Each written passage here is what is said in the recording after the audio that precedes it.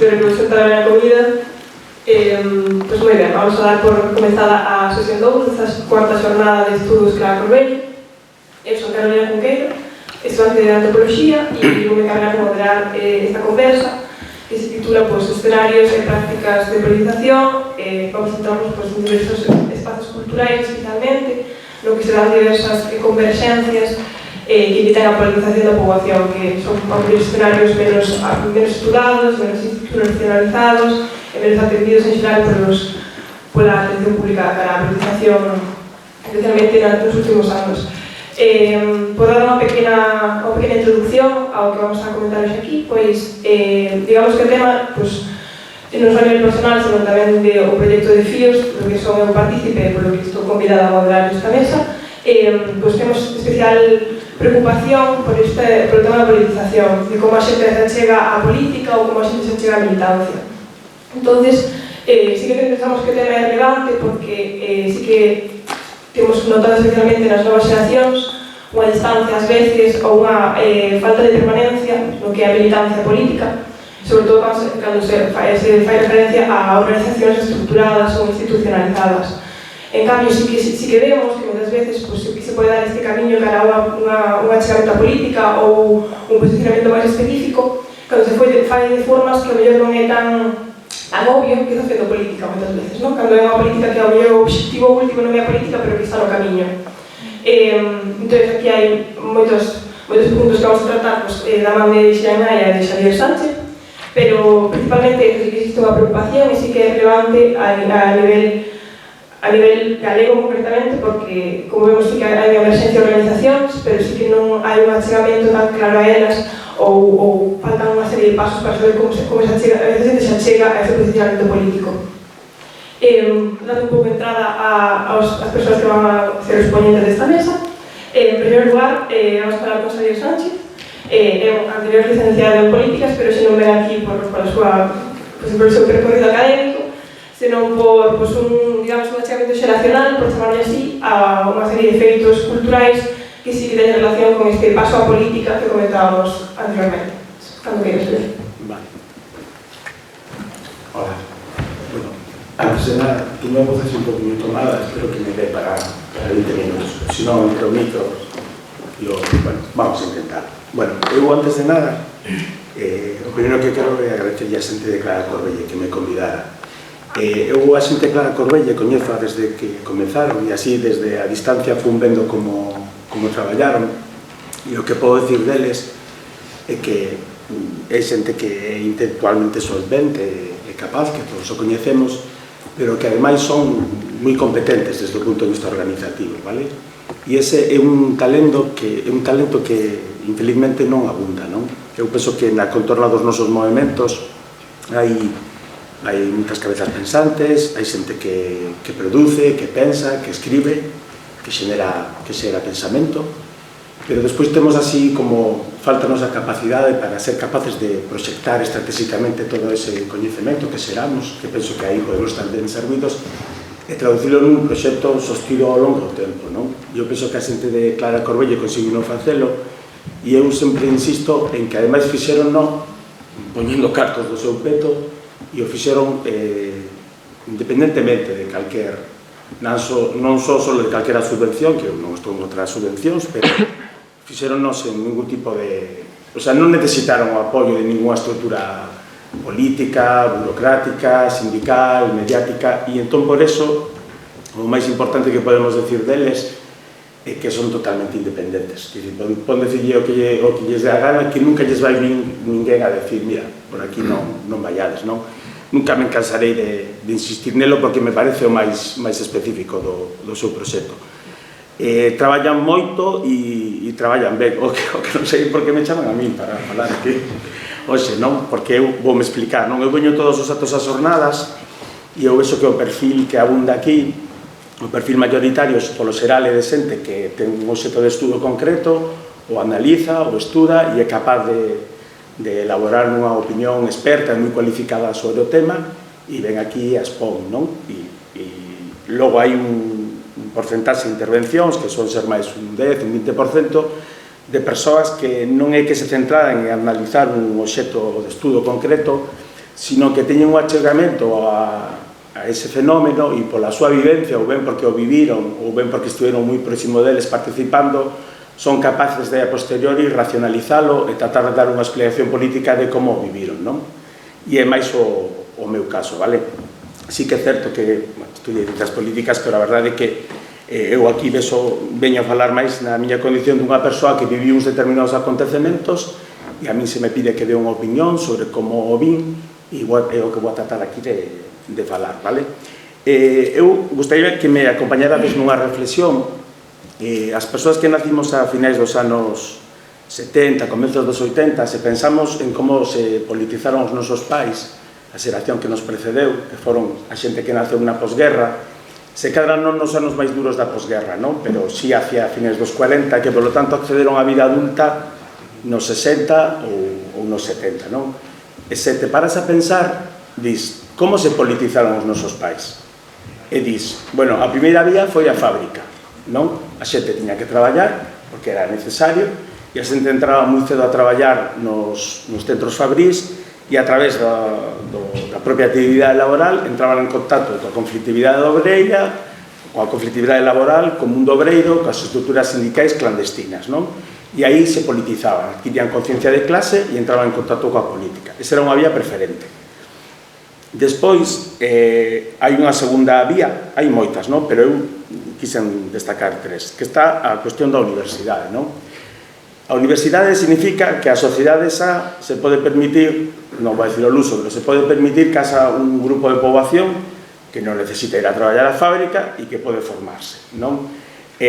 Todavía non é masiva, non? Pero sí que xa hai unha minoría significativa, sí que xa hai persoas que procedentes de distintas vilas e lugares da Galiza xa poden ir á universidade, non? No ano 70, teño aquí o dato, había 21.000 alumnos universitarios na Galiza. Todavía non é unha gran cifra, pero xa é unha minoría importante, non? E aí sí que vemos que a universidade sí que vai a xogar, sí que vai a ser un factor de politización, sí que vai a ser un ámbito claro no que moitas persoas van a estar en contacto coa política. Para o nacionalismo galego foi fundamental, porque serviu para espallar as ideas nacionalistas e non deixou de ser nunca, ata o día de hoxe, unha fonte continua de produción de cadros, de militantes e de líderes, non? Hai comarcas do noso país que naquela altura apenas tiñan contacto coas ideas nacionalistas e a xente ao chegar á universidade non só entraba en contacto con ela, sino que se decataba que ao pasar o umbral da universidade o primeiro que tiña que deixar na porta era o idioma, non? E a súa procedencia, a súa condición, non? E iso que eras que non xa despertaba conciencias. Entón, aí temos unha segunda vía de politización. E unha terceira, moi importante naquela altura, era toda a conflictividade que se produciu por volta do que se coñeceron conflitos en defensa da terra, toda a conflictividade rural contra o extractivismo, contra os proxectos coloniais de espolio do país. E, relacionado con iso, pero noutro ámbito totalmente diferente, a conflictividade urbana, que é a conflictividade que se produce no marco das loitas dos movementos veciñais nos barrios, é dicir, movementos de loita para mellorar as condicións de vida nos barrios que se construen no marco do desarrollismo, non?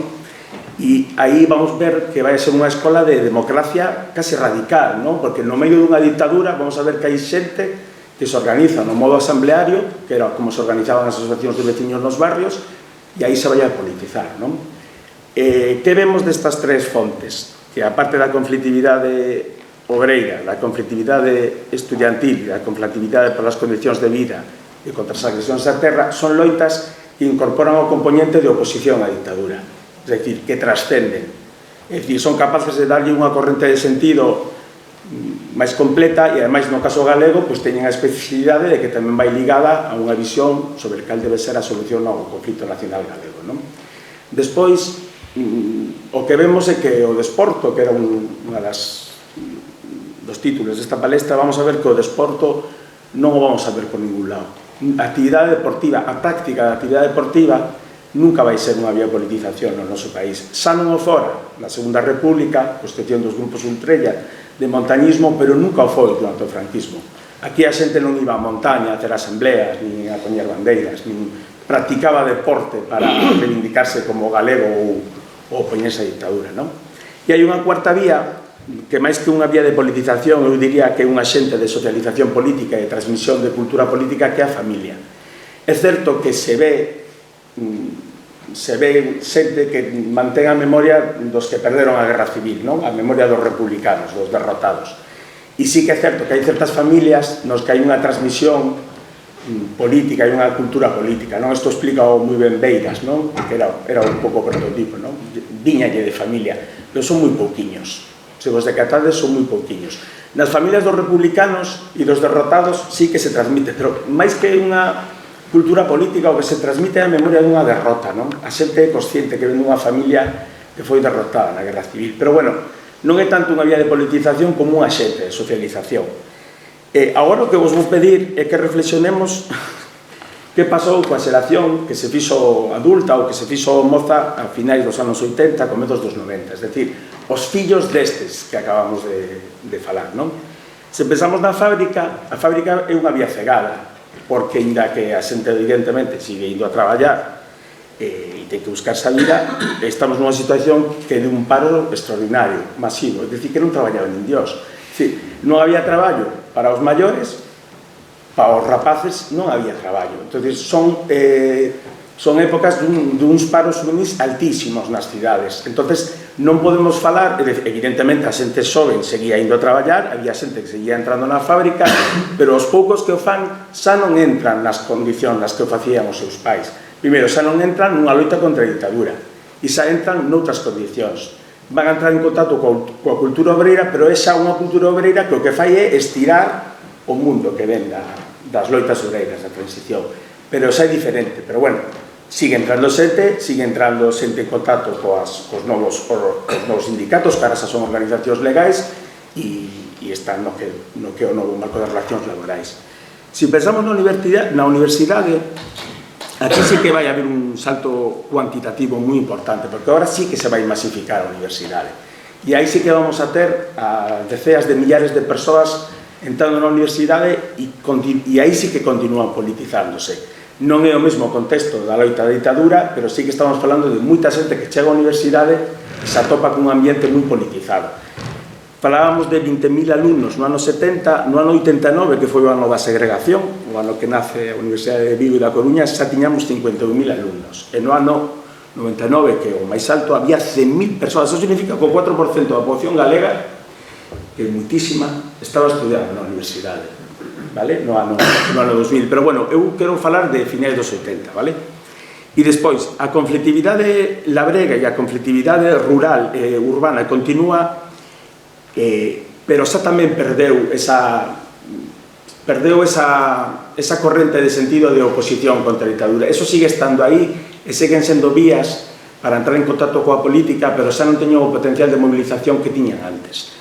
Entón, o que vamos a ver aquí é que a finais dos 80, comezos dos 90, o que vai irrumpir na Galiza, sobre todo no ámbito urbano, son determinados movimentos políticos cos que sí que vai a conectar unha parte da poboación juvenil, que é o movimento antimilitarista, o ecoloxismo e o feminismo. Aí sí que sabemos que aparecen novas vías polas que a xente pode entrar a politizar, vale? Eu estou falando de todo isto así un poquinho de maneira esquemática para acabar desembocando no que quero falar realmente, vale?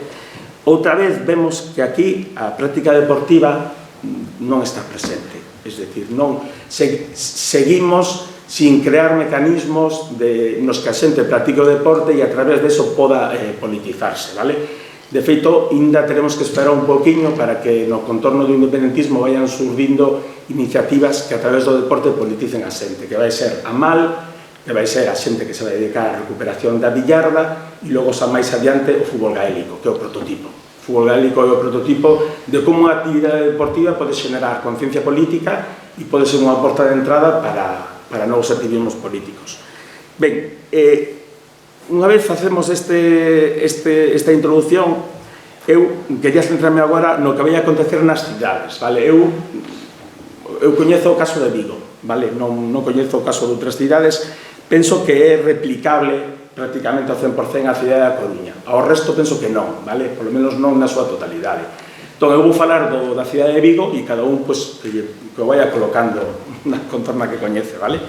Mirad, acabamos de falar que o escenario que temos nos anos 80 nas cidades, no ámbito juvenil, no ámbito urbano, é, primeiro, o dun paro juvenil masivo, o que decía antes, un paro juvenil masivo, o normal era non traballar.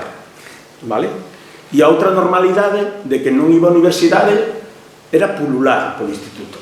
E digo pulular porque estamos falando de se a universidade estaba masificada, os centros de medias estaban hipermasificados.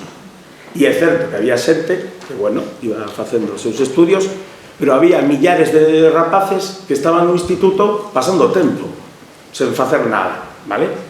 E despois, é unha época socialmente moi dura, eu non a vou describir aquí porque máis ou menos todo o mundo se coñece, non quero recoñecer, non quero incidir nos tópicos, non? Pero é a década da droga, non? É a década da droga, do abandono escolar, do ansetismo, da desestructuración social e familiar que ten lugar en moitas familias, non? Eso non é un fenómeno anecdótico, menor, es decir, que podían ser miles as familias nas cidades, eu falo do caso de Vigo, pero podían ser moitas as familias que se atopaban na situación. Entonces, eu o que me preguntaba así retrospectivamente, había posibilidades de que estes rapaces de 15, 16 anos, estas rapaces de 15, 16, 17 anos, que nin traballaban, nin estudaban, nin estaban en contacto con un movimento político, social, con unha estrutura que os pudera politizar, se pudieran politizar de alguna forma. E eu o que vexo é que van a aparecer unha serie de elementos insospeitados que nos custa moito analizados desde o que son as ferramentas de análise política, que é o concepto que os sociólogos e os antropólogos estudaron no mellor, bueno, foron que estudaron, que ten que ver coa irrupción das subculturas juvenís, vale? As subculturas juvenís son algo novidoso na Galiza. Novidoso me refiro a que antes non había subculturas juvenís, é dicir, as subculturas juvenís irrumpen cando a sociedade xa é capaz de xenerar un benestar que permite que haxa uns sodes ociosos que se dediquen ao lecer, ao consumo e a un estilo de vida diferente ao dos seus pais, non? Entón, as subculturas na Galiza urbanas, juvenís, aparecen nos anos 80. Bueno, igual os hippies nos anos 70, pero como subculturas juvenís urbanas cando irrumpen nos anos 80, nos ámbitos das cidades. E eu que vexo é que ese concepto nos pode servir para entender como hubo certos fenómenos que acabaron politizando a un grupo importante de persoas.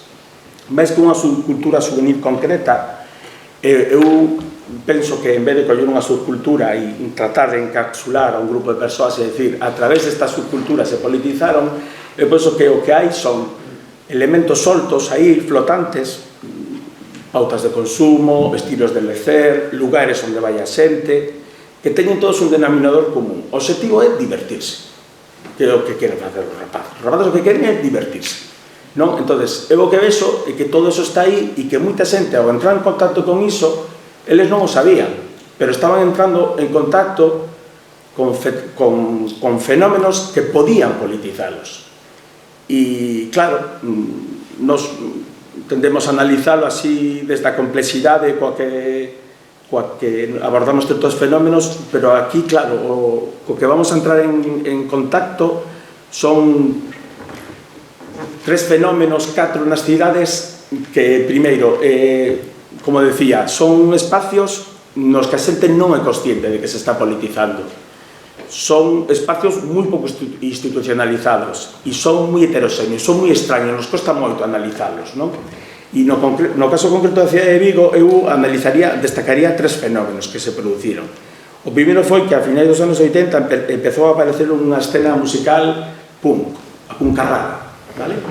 Que é unha derivada da movida, non? A movida, ainda que non foi un escenario para a politización, sí que na súa, entre comillas, generación, acabou xenerando toda a escena punk na cidade, non? Entón empezaron a proliferar os grupos de música e todo o que rodea a escena punk e empezaron a organizarse moitos concertos nos bares, nas asociacións de veciños, nas zonas onde se divertía a xente, vale? Eu hoxe aquí vin a xente daquela época que estou convencido que o podría explicar moito mellor que eu, non? Pero toda aquela época, ir a un concerto de música é unha actitude pasiva, non? Tú vas ali, escoitas unhas consignas, algo que berre ali un tipo cun micro e tal, e empezas a entrar en contacto con unhas certas consignas que nunca escuitaches antes. Pero en torno a ese escenario, en torno a esa escena punk, se van desenvolvendo outra serie de cousas, outra serie de actividades que xa teñen un maior contido, que xa requieren un maior grado de implicación, porque en torno á cultura punk se empezou a xenerar toda a cultura dos fanzines e inmediatamente tamén, moi paralelo con isto, empezou a crearse as primeiras casas ocupas, vale? No caso da cidade de Vigo, as primeiras casas ocupas comenzan a finais dos 80 e é un fenómeno que se vai estender ata o ano 99, 98, logo se van vir os centros sociais. Os centros sociais non deixan de ser máis que unha especie de tempo morto que pide o movimento ocupa, porque ten que reactualizarse, porque xa non pode facer frente á represión e necesita, vamos a parar, vamos a ir a outro modelo que o de facernos cun espacio e empezar a construílo. Pero nesas casas ocupas vai a empezar tamén a andar unha xente que se vai a comezar a politizar, porque cando ocupas unha casa, de alguna maneira, te obrigas a organizarte, te obrigas a producir, a organizar concertos, aprendes a organizarte, non? De alguna forma tamén te estás politizando, non? Nesas casas ocupas dos anos 80 de Vigo van a estar moi presentes eses tres movimentos aos que me refería antes que rompiron nos anos 80, que son o antimilitarismo, o feminismo e o ecologismo. No caso da cidade de Vigo, sobre todo o movimento antimilitarista. Por iso non nos debería extrañar moito que toda esta luita contra o servicio militar, toda a luita dos insumisos, estivera moi ligada durante moito tempo ao movimento libertario na cidade, vale?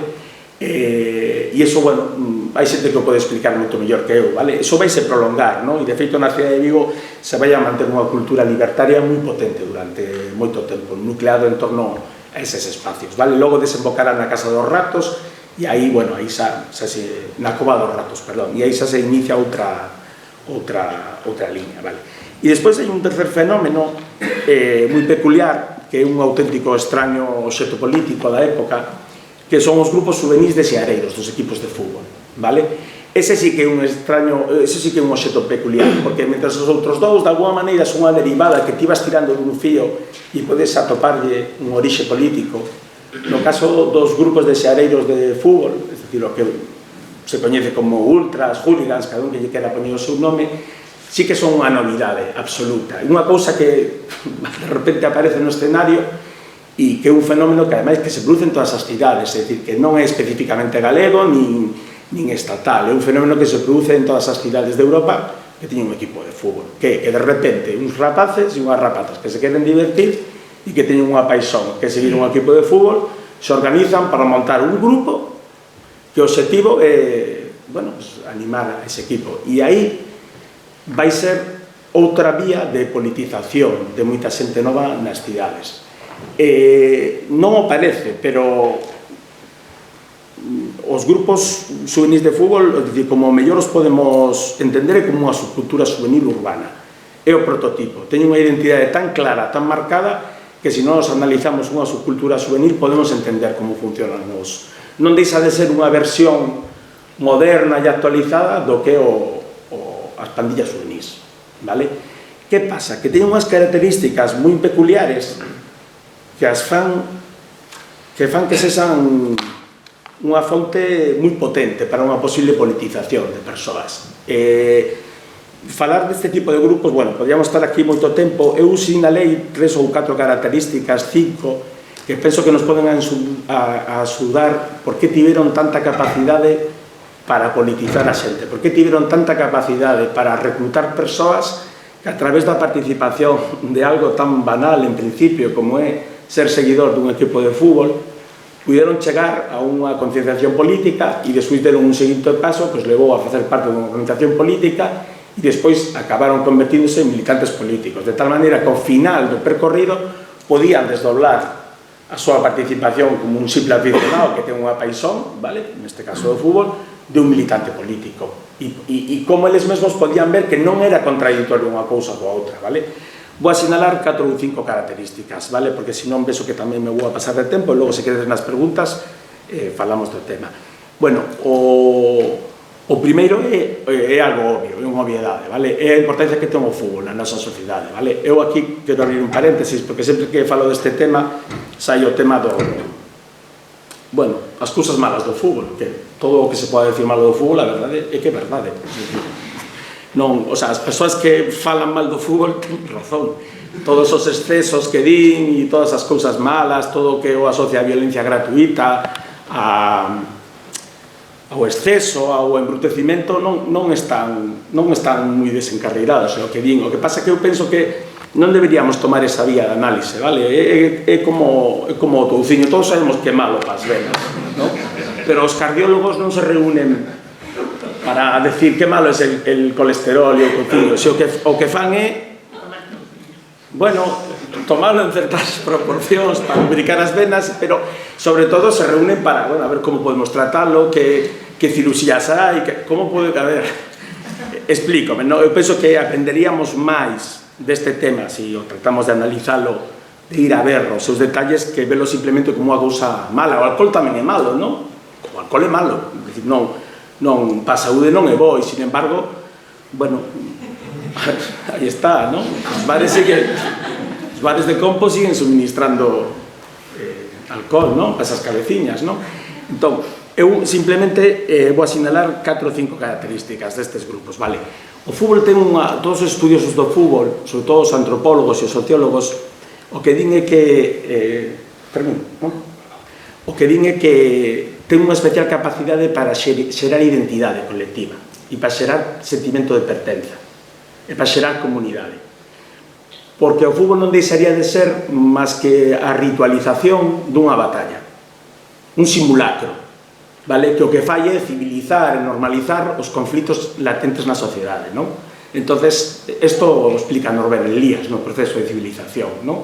O deporte, ao final, non o xogo, o deporte institucionalizado non deixa de ser máis que unha práctica para que a sociedade canalice todas as súas tensións e toda a mala baba acumulada acabe salindo por aí, de tal maneira que se eliminas o fútbol vai acabar salindo por outro lado, sabes, por el sábado noche ou as peleas dos pais dos partidos de fútbol, o sea, por algún lado vai estoupar, non? Entón, o que di é que o fútbol ten esa capacidade para simular os conflitos entre clases, entre gremios, entre cidades, entre nacións e entre estados. Por iso é un elemento moi poderoso. Non pasa co ajedrez, nin pasa co ciclismo, nin pasa con outros deportes. Pasa co fútbol, co rugby, con deportes que son moi parecidos, non? Imaginarvos aos rapaces que siguen ao Celta ou ao Deportivo, ata entón, por exemplo, os rapaces do Celta o que pensaban era que o Celta era o equipo que polos seus símbolos representaba a Galicia, pero que agora xa non pensan eso, ou representaba a Vigo. Agora o que pensan é que non é que representa a Vigo a Galicia, é que defende a Vigo a Galicia.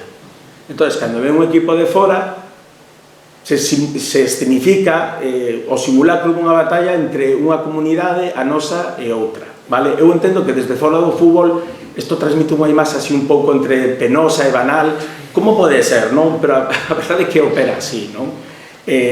O fútbol é non é o fútbol o que leva a rivalidade entre as comunidades, son as comunidades as que teñen unha rivalidade que logo se manifesta en aspectos como estes, non? 3-4 características, vale? Moven masas de xente, teñen unha grande referencialidade, todo o que se faga aí sabemos que vai a ter unha repercusión enorme, e despois converteuse para moita xente en unha especie de opción de lecer, nun estilo de vida. Para moitos rapaces converteuse nunha forma de facer ese ritual da vida moza, a vida máis adulta, non? Entón, esa é unha época moi importante para a vida das persoas, non? Ese momento concreto, non? E por iso ten tamén ese potencial, vale? E non vamos a enganarnos que se caracteriza moito por, bueno, ten un contexto de radicalismo, de exageración, non? De ser unha vía que dá saída a actitudes moi contestatarias, moi irreverentes, moi macarras, típicas da adolescencia, non? Entón, claro, para moita xente que anda aí, pois é como unha vía de canalizar todas esas actitudes, non? E despois, non o parece, pero este tipo de grupos teñen moita máis racionalidade do que se pensa, non? Porque, ao fin e ao cabo, son persoas que se organizan para facer cousas legais, pero tamén se organizan para facer cousas ilegais, non? E entonces, como viven o fútbol como un conflito, como unha especie de ritual de paso, no? Que o que cobra sentido é o conflito e o choque, hai unha gran predisposición para a violencia, claro, é dicir, este é un dos elementos negativos que antes sinalábamos, non? E entón, eso tamén ten unha capacidade especial para politizar a moitas persoas, vale? E despois, eu penso que pensade que son capaces de xenerar valores, xenerar rituais, xenerar símbolos, xenerar un relato e montarse unha película cunha causa. Claro, todo eso son elementos moi útiles para convertir o que é un grupo de xente que inicialmente tiña como objetivo divertirse e o acabas convertindo en grupos que adquiren conciencia política. Polo camiño vas a ver que hai moita xente que está de paso, que o que está ali a pasalo ben e se monta unha historia, pero vas a ver que hai xente que realmente se politizou a través desa vía, non?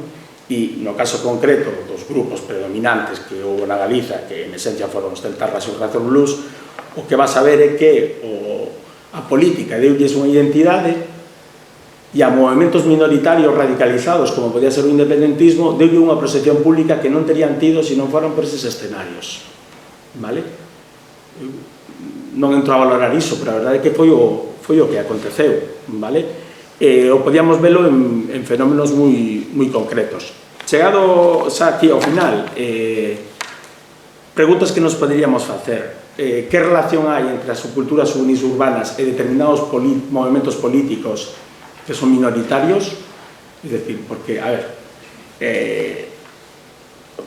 el PSOE recluta gente na universidade, o PP nos colexios maiores, o nacionalismo entre os profesores, Donde van os movimentos políticos minoritarios? Van donde poden, non? Donde se lles achega a xente. Entón, bueno, é unha cousa que temos que ver aí. Que relación hai entre determinadas subculturas e determinados movimentos políticos, vale? E, por último, unha última pregunta, non? Que moitas veces estas cousas aparecen, son como acasos históricos. Ti lle dis aos nosos pais, os que crearon, os que estaban pensando en crear o Sindicato Obreiro Galego, a INTG, todas as organizacións do Movimento Nacional Popular, dille, mira, dentro de 15 anos, aparte de todo isto que estades creando, va a haber uns rapaces que se van a xuntar por fútbol e van a montar unha organización que se vai a politizar, non o entenderían, ten lógica, non? Entón, a veces a nós tamén nos pasa eso, non? Que non entendemos moitas cousas que se están creando porque simplemente saen do noso radar, saen da nosa xeración, non o entendemos, non? Entón, eu penso que con estes grupos, para os que os ven externamente ou os ven desde outras xeracións, ven desde antes ou ven desde despois, non é fácil de entender, vale? Eu tratei aquí de describirlo de maneira esquemática, despois no coloquio, pois me pregunta isto que querades, e se podo, pois me respondo. Vale? Venga, gracias.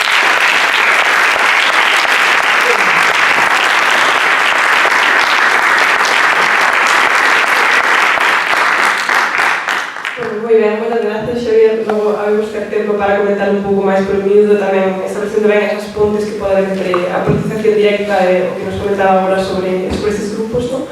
Pero por momento vamos a dar tamén un paso agora a Xanai por presentar un pouco, pois ademais de ter unha longuísima historia académica, pois agora mesmo chega un pouco á mesa pensando máis na súa tese en referencia ao Festival de Poesía do Condado. Creo que vai a chegar un pouco tamén a esta conversa algo máis relacionado coa lingüística tamén e como isto pode relacionar un pouco co eido cultural e as formas de politización máis directamente ligadas a eidos culturais propiamente ditos, non? Dalle aí paso da Xan, que queres? Que micro coño este?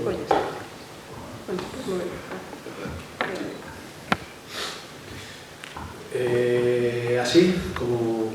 Sí. Se non se escoitan, porque eu tendo a ir baixando o volume, pois dicir, bueno,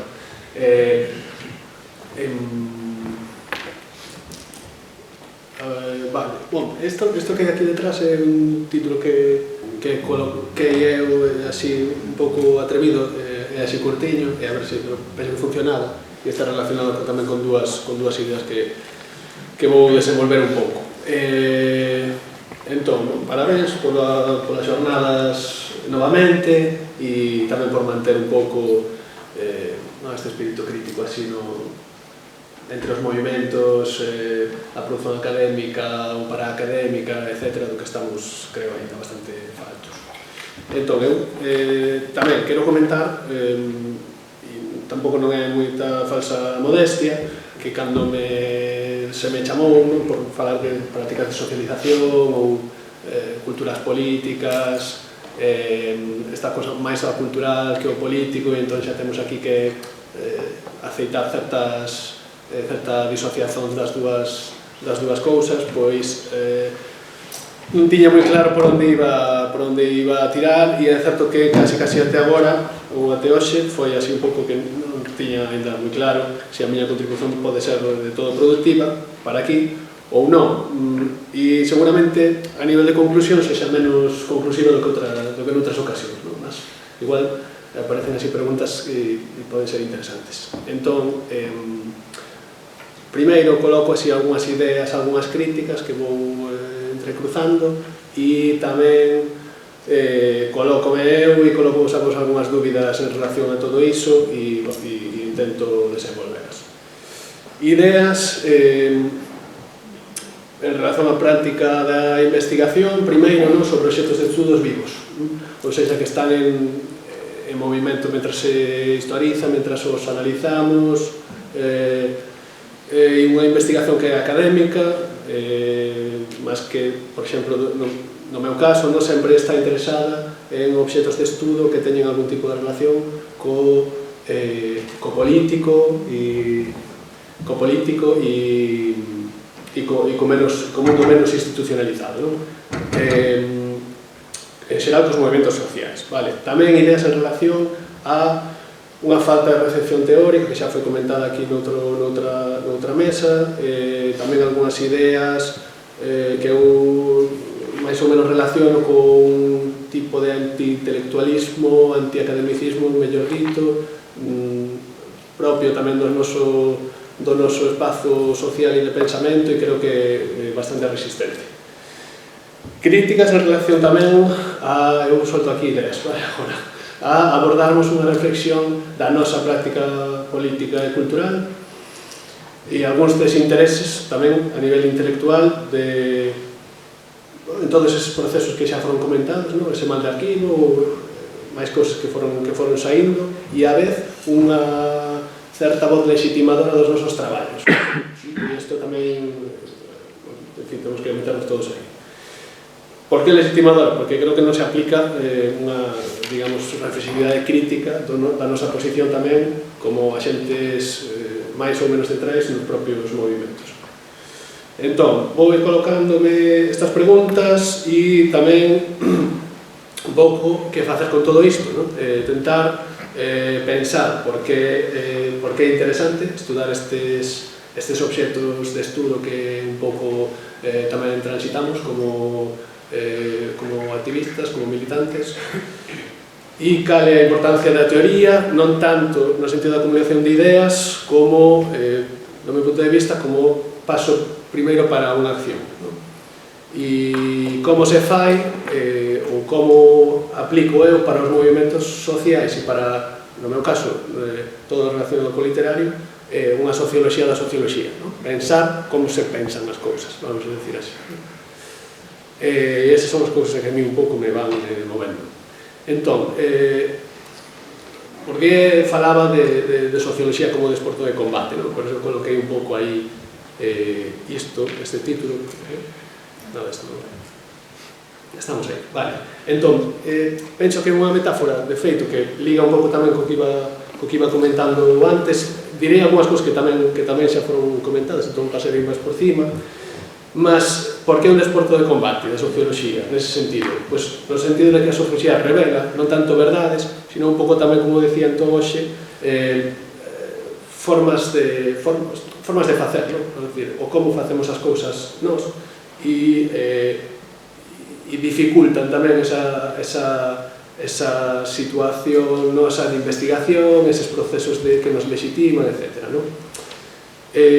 Tamén, no sentido de que cuanto menor é a distancia entre o obxecto estudado e o obxectivador, máis difícil é o proceso obxectivante. De toda outra forma,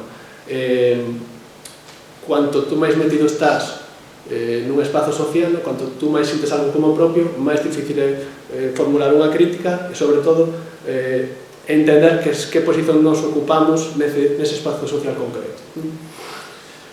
Como eu levo tempo xa traballando sobre o Festival da Poesía no Condado, pois estas cousas que vou dicendo están ligadas a esta investigación, non necesariamente, e E tamén unha serie de ideas que eu traballo máis de tipo metodolóxico, epistemolóxico, etc., de como podemos estudar estas culturas menos institucionalizadas, a partir da experiencia, que culturas en concreto promoveron, por exemplo, o Festival da Poesía no Condado no 81, que existe de todo iso hoxe, se hai algún tipo de resistencias aí, cuánto de estratégica hai aquí, cuánto de planificado, cuánto non, cal é a trayectoria desta xente toda. E entón, o que quero comezar é falando un pouco da comunidade organizadora, da SCD, que un pouco tamén é esa xente que aparece aí. Entón, a SCD, e aquí tamén digo un pouco o anterior, ten a orixe en 1973, e a orixe da SCD basicamente é a fundación dun equipo de fútbol. E basicamente porque xa xogaban nun equipo de fútbol e tiñan algún tipo de conflito entre eles, porque uns dos rapaces comezaban a ter algún tipo de interés intelectual, político, que non conseguían desenvolver nese espazo, entendían que necesitaban facer outro proxecto. O que se lle ocorreu era outra equipa, é certo que durou pouco e logo se fixo máis para o cultural e o político. Non é de todas formas, creo, anecdótico que sexa esa equipa de fútbol e fala moito da popularidade do proxecto, desas persoas tamén, e en certa medida do seu hábitos, disposicións sociais, etc. Desa comunidade militante en concreto, digamos. Cal é esa comunidade militante? Pois son os anos, digamos, da última etapa do franquismo, unha militancia que tamén é en certa medida clandestina e que necesariamente provoca unhas prácticas que obrigatoriamente tenden a imaginación política, a renovación de repertorios de acción, etc. É un momento en que o espazo público e tamén o espazo máis politizado está ocupado basicamente na súa totalidade por homes, e no grupo fundador da SCD tamén se ve isto, igual que na propia equipa, claramente. E ben dicer tamén que é unha tendencia que na propia SCD só de forma paulatina vai se moderando. Até comezos do século XXI, maioritariamente eran homes a propia SCD, era organización do festival, etc. E podemos decir que con mulleres, digamos, dedicadas máis aos cuidados, a manutención dos espazos, a preparación das refeições para as actividades, acondicionamento, deste tipo de cousas. Entón, falei de comunidade militante, entón explico, eu o que entendo por comunidade militante aquí é unha comunidade cuxos espazos, cuxas prácticas, cuxos repertorios de acción tamén están en certa medida ligados a programas políticos, político-ideolóxicos, culturais e a estrategias de acción social concretas, que pretenden intervir no espazo público, que no caso de SCD pretende intervir, digamos, incorporar unha outra idea de cultura máis virada para o social, acompañar conflictos sociais, demandas políticas concretas, etc. A comunidade militante da SCD daquel tempo e o festival que organiza non son nin a comunidade de hoxe, nin o festival exactamente o de hoxe, mas sí que é certo que hai certos fíos, que pode certos comuns entre esas dúas trayectorias. Cal era aquela comunidade? Tamén creo que foi un pouco facendo esa trayectoria Xavi, falamos de persoas que unha cultura política tamén moi ligada ao traballo sindical, traballo de partido, que coñece en certa medida o que é o exilio político, a prisión, en fin, loitas sobre todo ligadas na comarca do Condado a defensa da terra, digamos así, ecologismo, etc. E nesas décadas de 70, 80. Esas participacións políticas, ademais, e as relacións persoais que se xeran aí, danse significativamente na Radio de Acción da cidade de Vigo e da comarca do Condado. Por que? Básicamente porque van a estudar ali, porque traballan ali, porque se comezan a politizar na cidade ou na propia comarca nestas loitas máis do ecoloxismo, etc. E, alén disso, son persoas que forman este grupo humano original, digamos que teñen algún tipo de ligazón xeográfica co propio espazo. Isto implica tamén unha experiencia común previa, experiencias, memorias comuns, familiares e deles mesmos. Entón, hai esa ligazón co actual SCD, Sociedade Cultural Deportiva do Condado, mas é certo que, tamén como ten dito Antón, son militancias quizá menos sólidas, máis asociadas, persoas que se politizan nos primeiros 2000, falo desa renovación da comunidade, ligados aos centros sociais, tamén con unha politización, se non en Compostela, máis cercana a unhas lógicas universitarias compostelanas do que da comarca do Condado, ou persoas que van a vivir fora e non voltan. Hai unha mudanza significativa nese sentido, e tamén non só de sensacións, de sentimentos, demais, sino de memorias perdidas e experiencias non compartidas co propio territorio. De todas formas, segue habendo como dúas liñas que vexo eu de incorporación máis ou menos planificadas, que tamén van resoar do de antes. Eu que chamo a vía militante e vía de liñaxe familiar, vamos a decir así. Entón, a cuestión da liñaxe familiar é unha constante nos fluxos de filiación da militancia de SCD. A familiaridade non necesariamente sanguínea, co territorio, política, etc.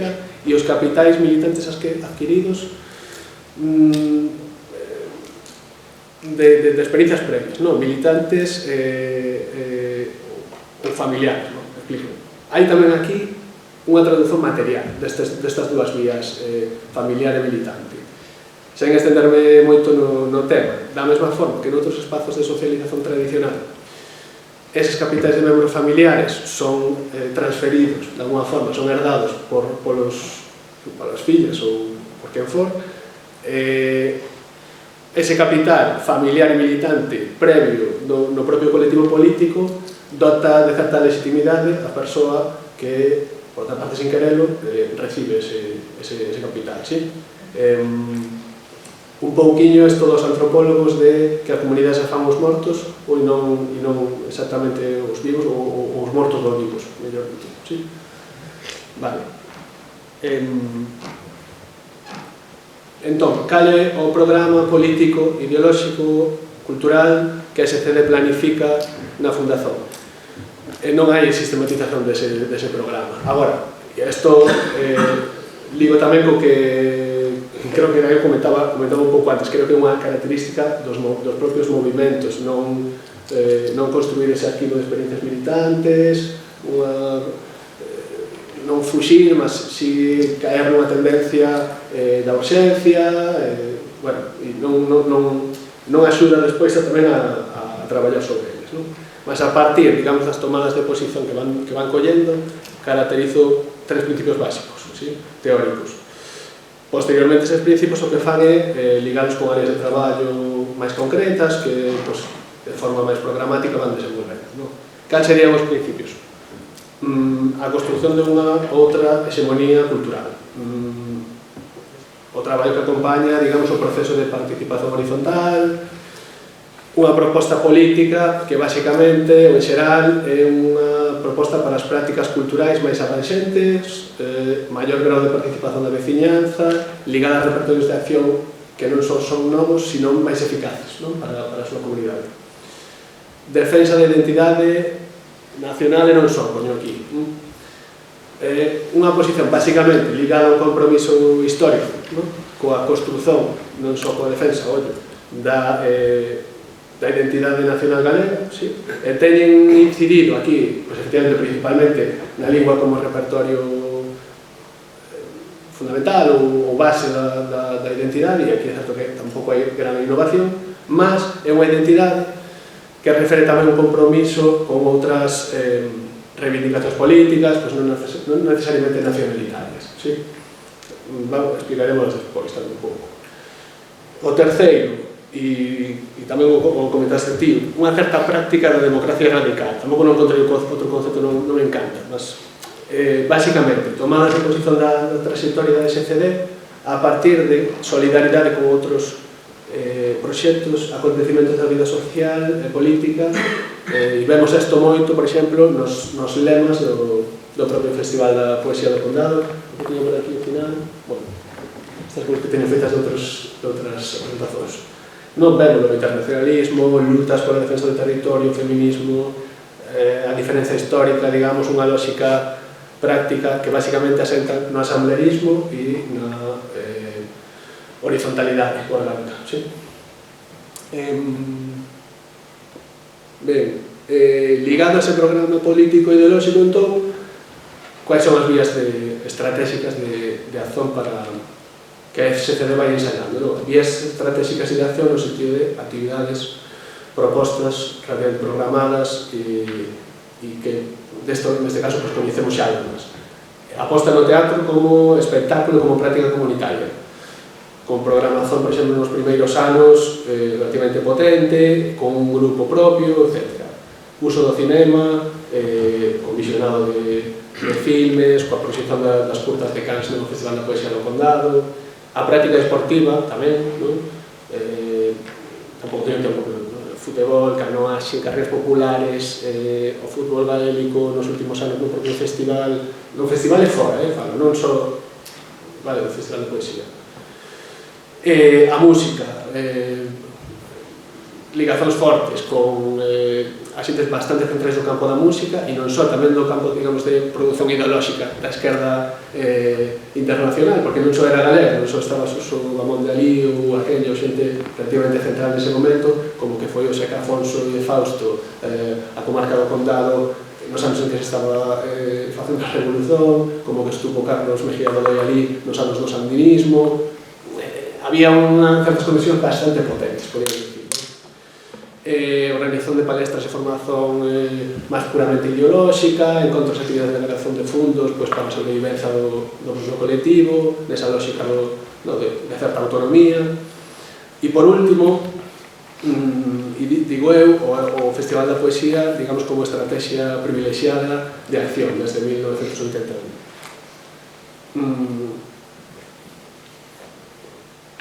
Vale. Entón, nos últimos 3 minutos sobre o festival coloco 2 apontamentos e 2 preguntas. Podedos comprender máis, mas non teño moito tempo, non? Entón, primeiro, é un proxecto, o Festival da Poesía, que aglutina todo o programa de acción social e que recolle a maior parte de estrategias que foron desenvolvendo a propia SCD antes de construir o festival, sí? Concertos, representacións teatrais, cinema, deportes, actividades formativas a nivel ideolóxico, obviamente poesía.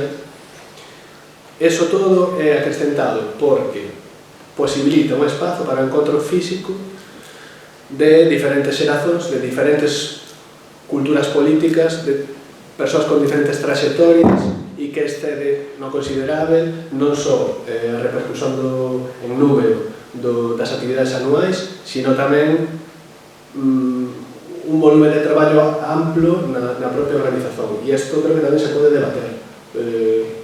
Cuánto hai que meter de esforzos en cada das nosas actividades, penso. En boa medida. E basicamente é unha creación para o comité dun espazo de socialización para a festa. É importante, non? Xa decía antes el tamén.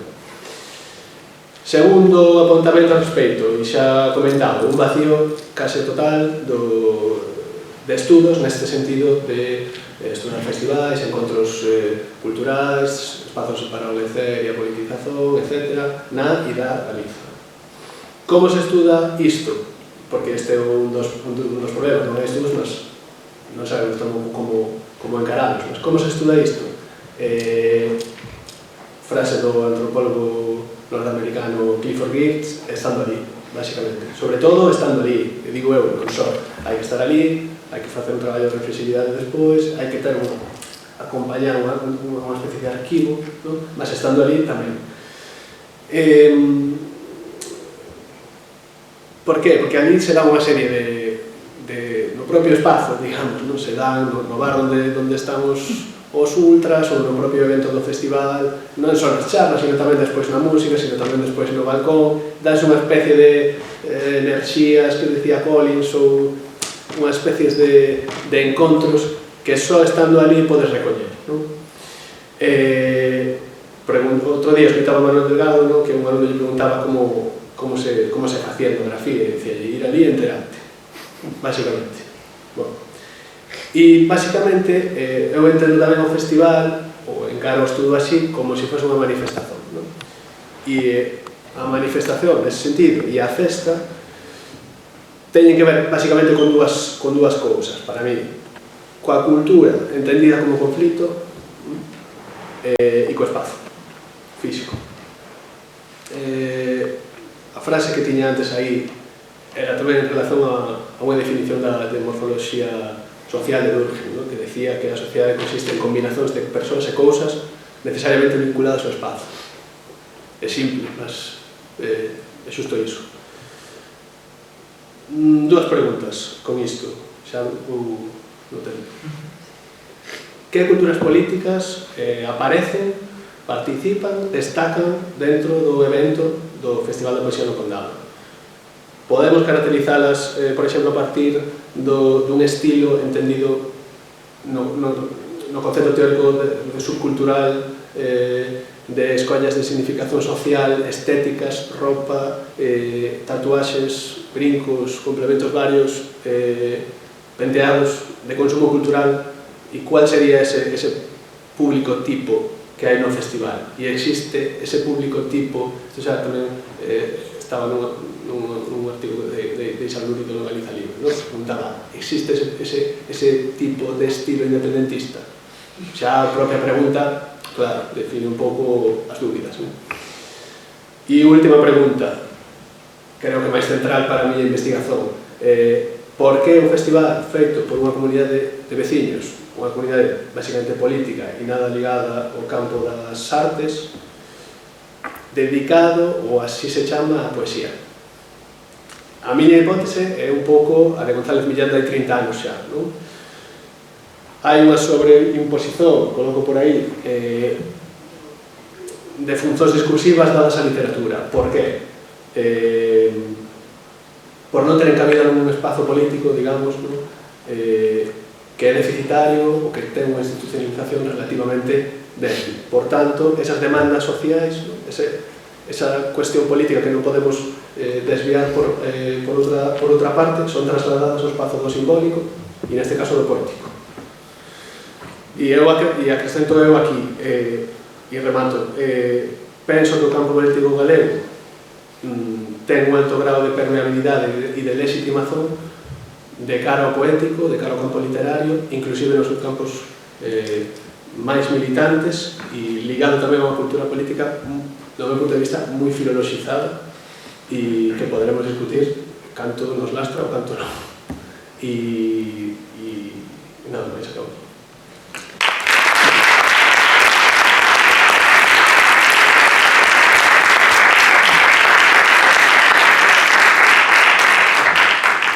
Bueno, moitas grazas tamén a Tisha. Vamos un pouco xustos de tempo, así que vamos a tentar axilizar, vale? A idea sería... Imos ben? Vale, non me preocupo. A idea sería primeiro favorecer un pouco o debate, non o debate, pero un pouco a conversa para aclarar certos puntos sobre o que acabas de explicar vos, e logo xa abrimos o debate un pouco máis a un coloquio aberto, non? Para que tamén a xente poida participar e responder tamén mesmo as preguntas que vos plantexades, non? Eu, de primeira, quería plantexar así un pouco unha pregunta para ambos, vedes vos que queres responder.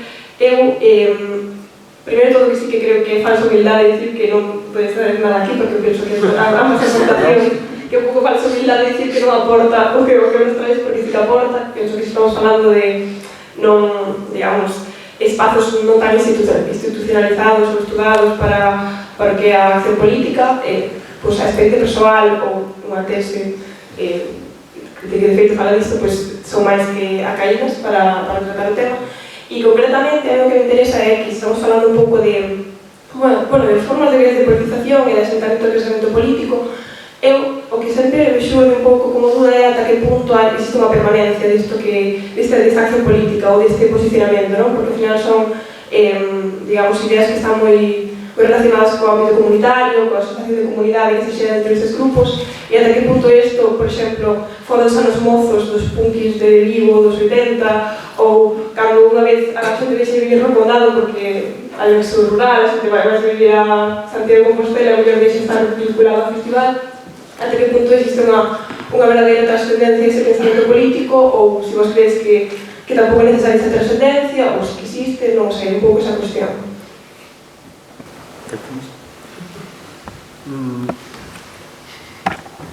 A ver, iso xa pasa. É dicir, de feito, bueno, un pouco comento da miña investigación é que ese grupo humano que caracterizou, que claro que se pode caracterizar máis, non?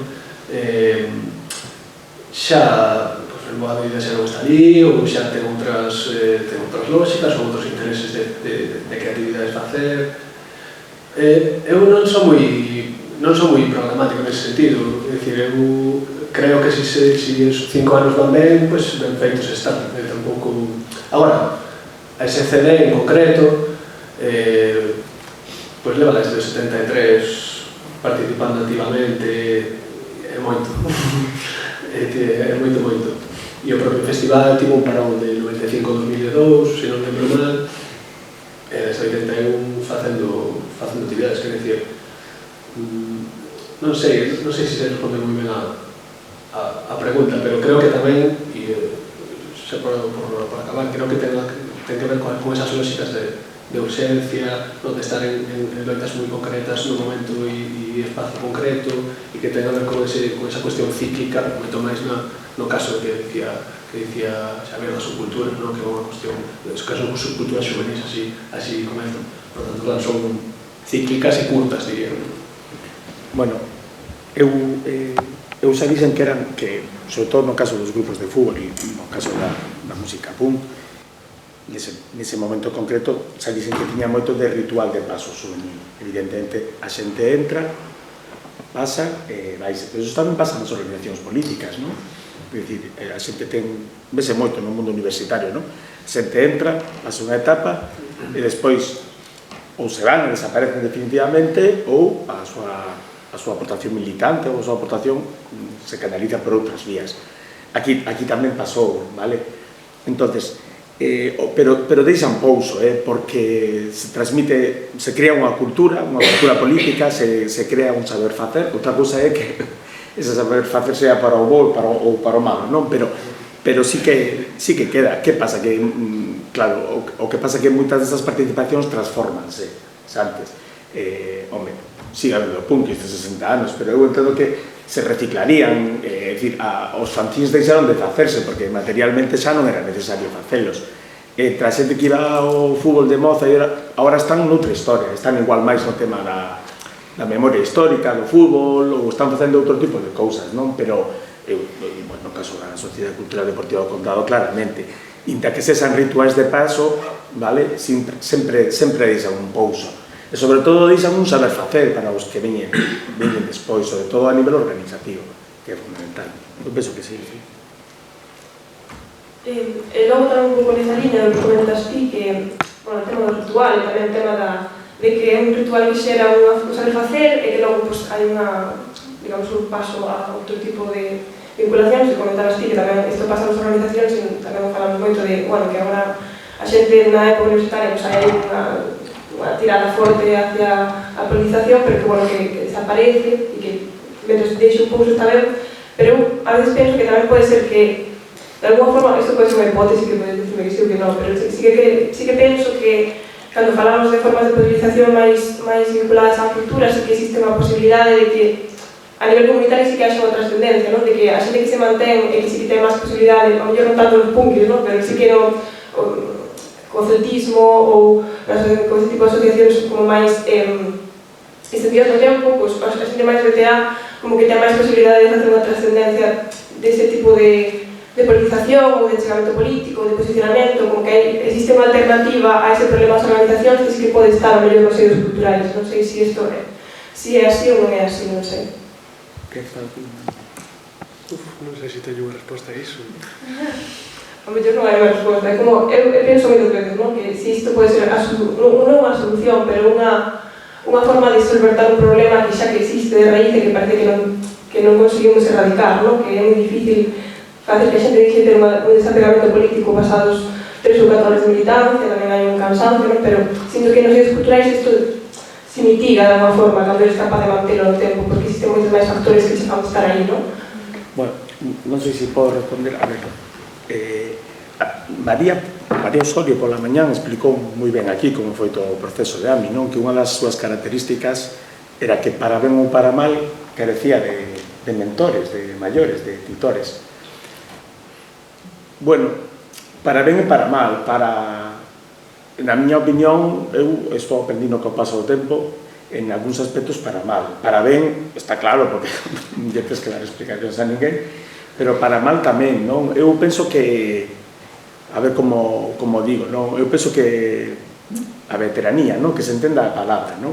É dicir, a experiencia, a capacidade de ensinar unhas cousas, de transmitir, para min é fundamental, non? De feito, os movimentos que carecen dunha conexión entre dúas xeracións teñen moitas dificultades para funcionar. Non pode ser que un movimento político que o xogou todo, que hubo xente que deu tanto como foi o independentismo, que é o que coñezo eu, que sexa un movimento que a partir dos 30 e pico anos se extinga, entendes? A xente deixe de militar, entendes? É dicir, eu sempre decía, bueno, o día que consigamos que unha xeración lle pase a testemunha a outro, pero non como un marrón, non? Porque sempre vamos para casa, tal, que é moi entendible desde o punto de vista personal, pero cada ciclo de luita comeza sobre o abandono do anterior. Entonces, eu sí que poño moi... A mí sí que me teria gustado moito que cando eu era novo e empezaba a militar nas organizacións independentistas juvenis en determinados proxectos, que houbera alguén veterano que puidera... Nos os tivemos, pero eran máis individualidades, non tiñamos. E en cambio, veso que os movimentos que son capaces de enganchar 2, 3 xeracións sobreviven máis, non? Entonces, bueno, non sei se respondín a tua pregunta, pero para mí sí que é importante, non? Que eso... Pero algo sempre queda, sobre todo se logo atopamos vías de transmisión dese coñecemento. Para min a sociedade do condado é un exemplo paradigmático, porque xa van pola terceira xeración, non? Por eso. Sí, Non sei por qué. Bueno, penso que agora que quedan como 20 minutinhos podemos aproveitar para dar un pouco pé ao público se quere. Se hai primeiro alguna dúbida concreta sobre o que se comentaba, as preguntas que poñían. Levantaxe a mano. Sí, algún?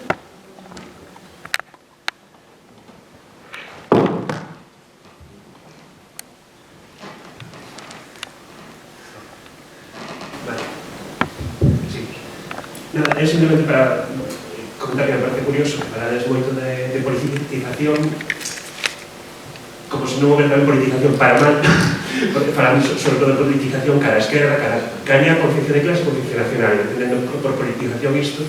Claro, eu non estou en absoluto metido no mundo do fútbol, pero eu casi vexo moito máis a politización cara ao fascismo e que, por exemplo, a día de hoxe, os únicos grupos neonazis que teñen unha mínima existente e previvencia no tempo son os que están artellados alrededor do fútbol. Entón, parece interesante que tamén toquedes esa parte, non só a parte positiva.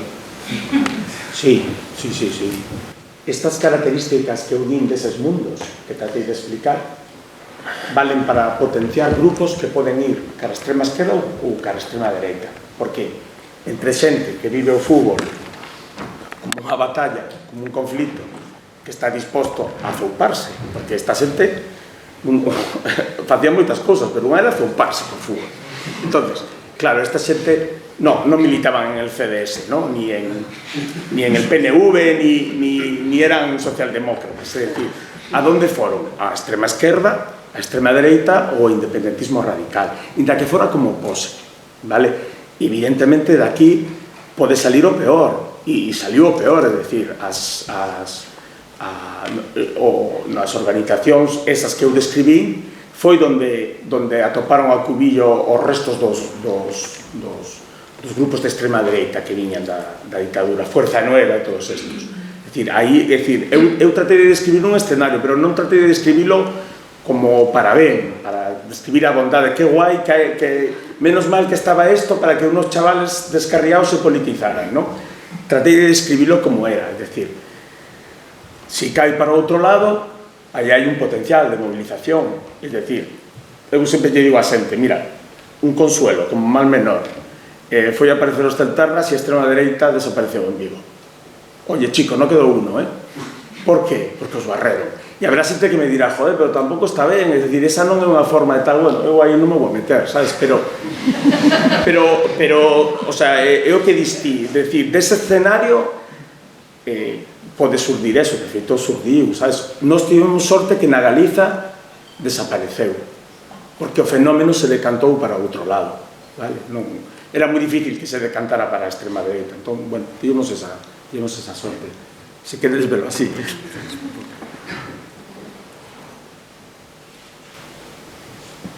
Pois sí. Na vosa palestra, moi ben, realmente poñendo en primeiro plano cousas que sabemos, pero só sabemos informalmente, que nos parece que sabemos, pero que non sabemos sistemáticamente.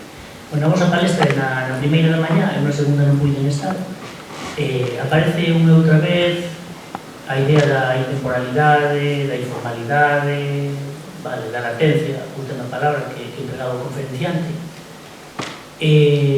Isto podemos considerar dos puntos de vista, non podemos considerar, como dicía agora o Xavi, ou a compañeira dicía, bueno, isto é parte da lógica dos movimentos, sempre acontece, é parte da natureza das cousas, a intemporalidade ou a fugacidade, pero outra cousa é que sexa a nota distintiva dos movimentos.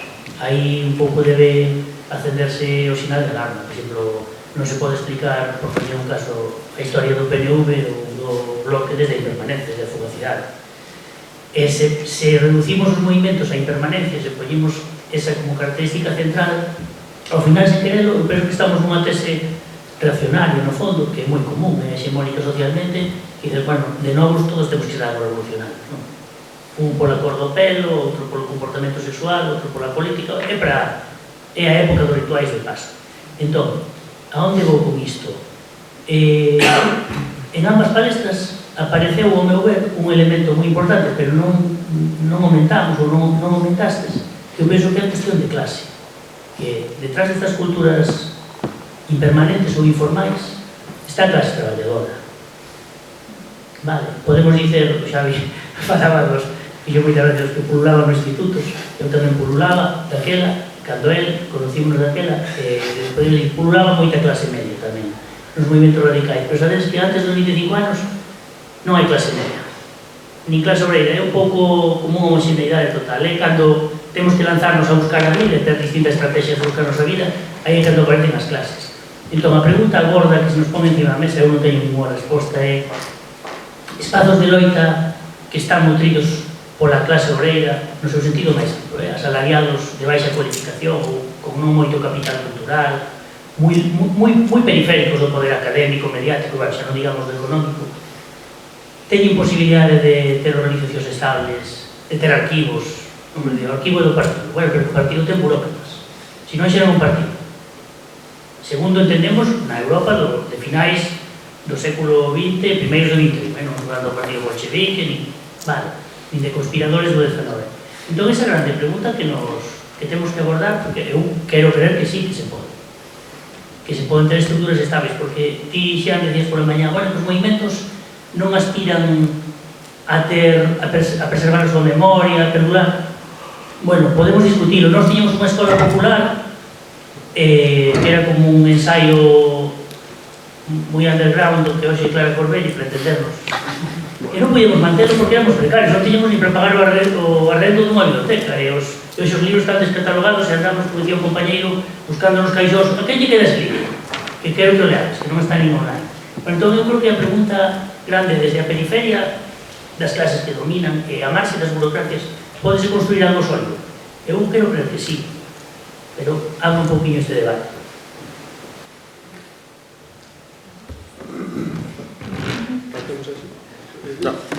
Non falo eu. A ver, eu falo A min costame un pouco, unha lógica un pouco sociolóxica, costame un pouco pensar no que me gustaría ou non, só penso que o que eu digo é a lógica dos movimentos é esta. Eu vexo que é, mas seguramente non teña por que ser, non sei. Agora, colocabas agora temos falado do efecto da Fouce e demais, e dicías, nós tíamos esta especie de arquivo e tal, que por outra parte, para outras militantes, por exemplo, outras editoras que en algún momento abrimos e demais, foi bastante útil. E a minha pregunta é, entón era dos movimentos ou era dos proxectos nacionalitarios? E hai outra cuestión. É dicir, creo que o que nos define, e digo un pouco tamén coa cuestión da clase, que tamén non vamos aquí a falar do que é a cuestión de clase, non, mas creo que habería que definir máis ben as prácticas do que outra cousa aquí. E creo que as nosas prácticas que nos foron definindo nos últimos 20 anos foron máis dos movimentos. Con todo o que iso leva. E tampouco creo que sexa que eu entenda que os movimentos son cíclicos no sentido que teñen altos e baixos e todo isto, tampouco quere decir que este focando cando son baixos. Non sei se me explico. Refirme que creo que sí que eu creo que sí que lanzan oportunidades a bases máis asentadas e máis fortes que poden, o que dicíamos un pouco antes, que poden recoller para cooptar, por que non? E ainda ben que cooptan alguén, porque nós non temos capacidade de resistir continuamente. Hoxe, non lo dixen, pero ocorríanse dous exemplos dos movimentos do independentismo, digo eu, concretamente, que foron cooptados, afortunadamente, creo. Un é o Palpador, por exemplo. Temos nos capacidade para facer o que fixeron co Palpador despois?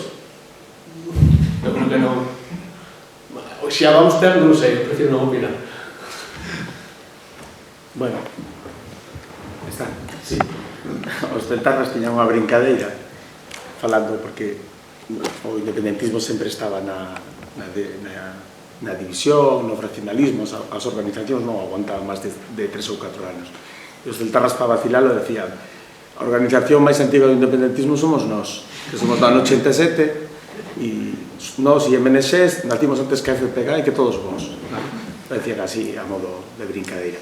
Con respecto a outra pregunta que facías, a mañán se falou David aquí, explicou un poquinho como foi o fracaso do que chamou, do que se relacionaba coa nova política, e el tratou de dar unha explicación, e son explicacións moi pertinentes, pero eu a veces vexo que hai explicacións que son máis prosaicas, que hai cousas que colapsan porque non hai diñeiro para mantelas, ou porque teñen militantes que están pagados coas subvencións que se sacaron de ter uns diputados, e no momento que te quedas con 0 diputados te quedas sen estrutura.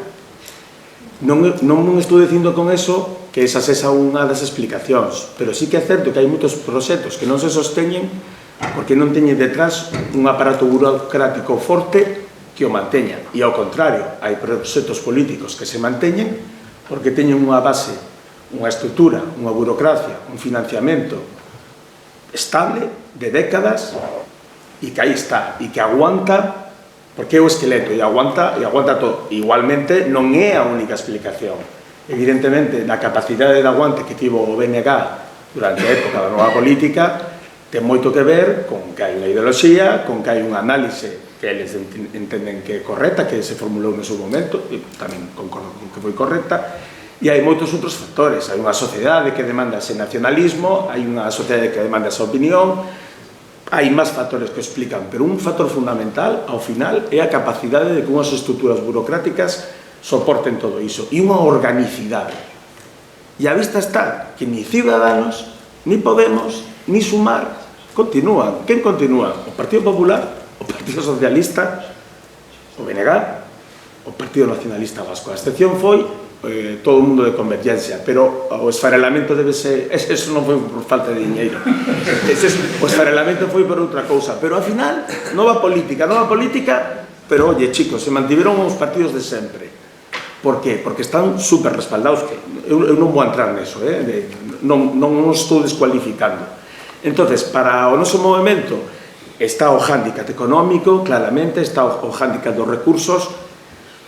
Eu non sei como podemos solventar. O hándicap que non temos é a capacidade da xente, porque inda que haxa latencias e haxa xente que se vai, que se volve, eu o que vexo é que a nosa xente está formada, está cualificada, porque pasou pola universidade, porque aprendeu, e porque sabe facer moitas cousas.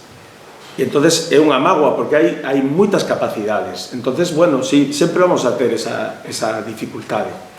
Pero penso que formación e capacidades hai.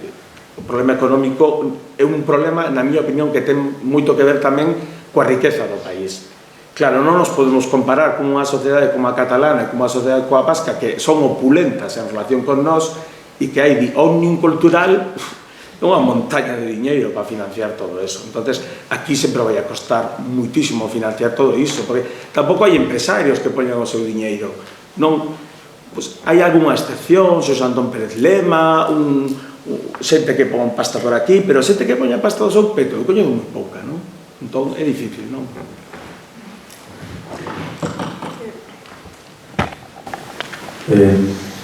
Bueno, nada, Xavi, que me gustou moito a tua intervención, xa tiña ganas de escutarla, e bueno, facer un comentario simplemente, non? A miña impresión, porque como viví un pouco tamén, igual que a ti, esa época e eses ambientillos, a miña impresión é que o nacionalismo galego en xeral, non falo ahora especificamente do independentismo, chegou con certo retraso a todo isto. Na miña experiencia, que nutría, digamos, ideolóxicamente a todo ese movimento ocupa, insumisión, punk, etc., eran dúas fontes. Unha, o horror radical vasco, é dicir, a cuestión nacional nos chegaba máis a través do País Vasco que do propio nacionalismo noso, que vivíamos un pouco de espaldas a él. E o segundo, o anarquismo. E como exemplo de anarquismo popular nesa época eran os cómics de Azagra, do PGB, de todo iso, non? E despois as referencias á Guerra Civil da CNT, do tema autogestionario, toda esa mitoloxía, na miña experiencia, era o que nutría ideolóxicamente a todo este mundillo, non? E eu creo que hai tamén unha explicación de por que se chega tarde aí. En primeiro lugar, por as características de cidades galegas como cidades pequenas, onde non hai unha masa crítica como podía haber noutras cidades do Estado, onde estes movimentos que eran moi subterráneos, pero había unha certa masa crítica, non? Pero en segundo lugar, ten que ver co que dixo Xian do exceso de filoloxía, do exceso da importancia da cuestión da lingua, e despois do outro vector que houve aquí, que é a cuestión do folk. Eu creo que aquí foi a través máis do folk, onde se vinculou o tema nacional, musical, e despois eso, a través, poesía, e tal. Entón, estes fenómenos, na miña lectura, o mesmo chega xa tardío, xa os 90, xa pasados da metade dos 90, 95 para adelante. E non precisamente o nacionalismo mayoritario, onde non sei se chegou nunca realmente a estar aí metido.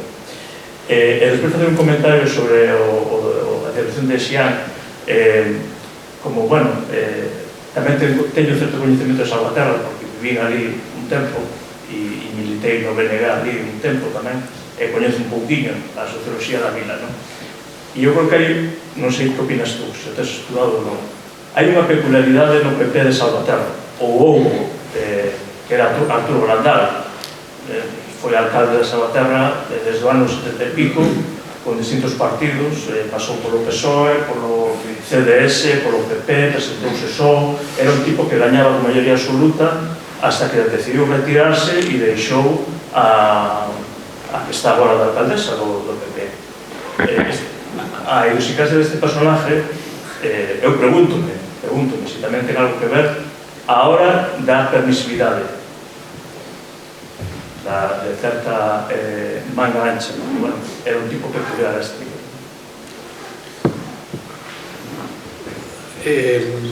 Eu teño esa dúbida con moitos concellos do PP. Pero creo que aí claramente eu non son de Salvaterra, nin ali, eu non traballo claramente de estar con eles, de traballar agora. Pero penso que é unha cuestión desta outra idea que tiñan de como facer política. O propio Manolo Soto tiña unha relación nese sentido con esta xente. E non é dicir que era unha cousa tamén de querer estar aí, en fin, esta a campaña cando colle preso e vai todo mundo a recebelo. Creo que eran outras lógicas tamén non de afinidades, mas si de outras lógicas populares de solidaridade e todo isto, que xa penso que xa non funciona.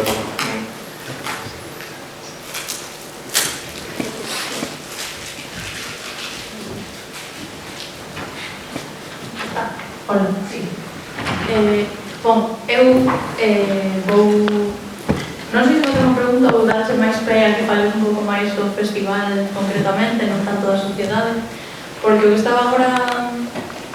estaba agora preguntando era se realmente no caso este do Festival de Poesía do Condado non hai como dous ritmos distintos de politización, no sentido de que a Sociedade Deportiva do Condado sí que ten un modelo moi claro de participación política, de dinamización político-cultural, se queremos máis a nivel comarcal e demais, mas ao mesmo tempo o festival, sobre todo cando máis a medida que van avanzando os anos e máis cara aos nosos días, convértese como un pouco nunha especie de peregrinación intento do final do verano.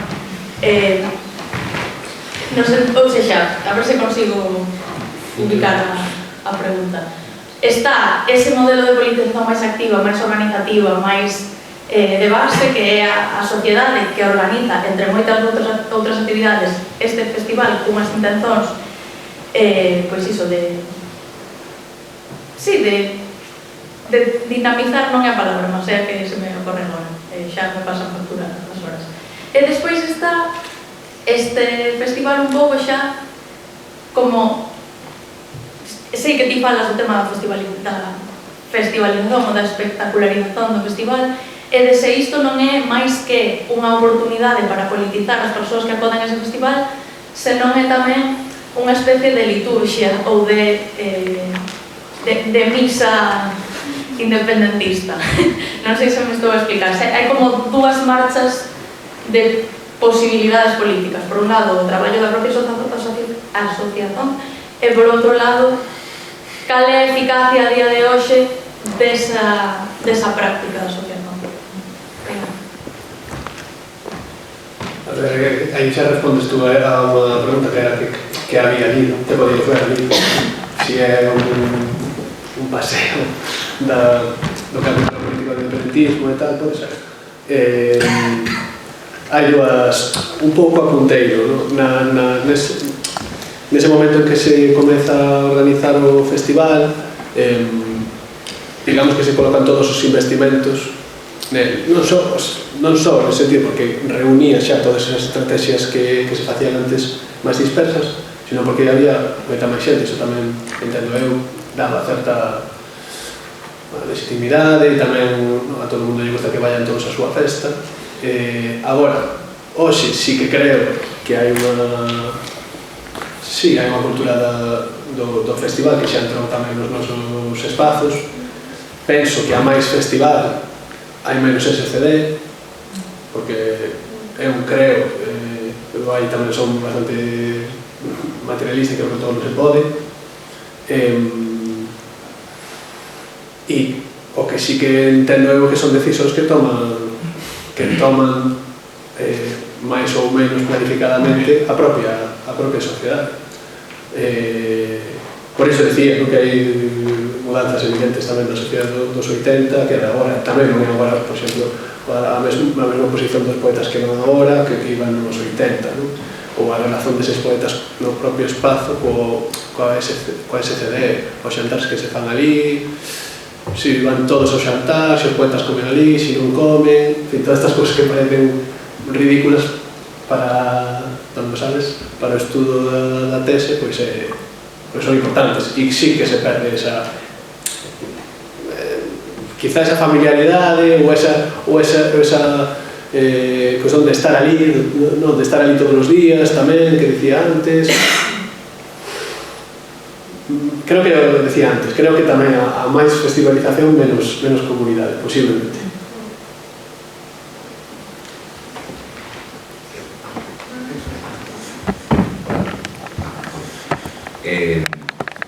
Non sei se teño máis unha pregunta, unha reflexión ou simplemente unha necesidade de acreditar que o que estou pensando fai sentido.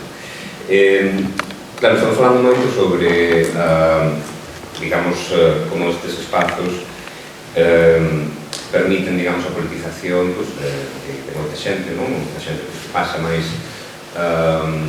por estes espazos logo, non, digamos, non os marcan tanto, pero en verdade é que quería centrarme nesa xente, non? Porque a mí a sensación que me dá tamén, para alén, como digo, da xente que xa exhiba unha sensibilidade, unha militancia máis activa, para mí este tipo de, tanto de desporto como festivais de música, non?